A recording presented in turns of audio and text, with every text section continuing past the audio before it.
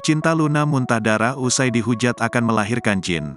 Lucinta Luna yang mengaku sedang hamil malah muntah darah hingga paku. Berbeda dari yang lain, di kehamilan perdana Lucinta Luna malah muntah darah dan paku. Postingan Lucinta Luna soal kehamilannya itu sontak menjadi sorotan netizen. Pemilik nama asli Ailuna Putri tersebut mengaku ada yang mengganjal dengan kehamilannya itu. Dirinya sampai berteriak kesakitan, bahkan mengalami hal yang tak wajar. Di video tersebut, Lucinta tak kuasa menahan kesakitan sembari memegang perutnya. Ia juga meminta tolong untuk menelepon calon suaminya yakni Alan untuk segera pulang. Pada akhir video tersebut, Lucinta tiba-tiba muntah paku dan darah. Lantas, hal itu membuat netizen beranggapan Lucinta terkena santet. Sebelumnya Lucinta Luna dihujat warganet bakal melahirkan jin.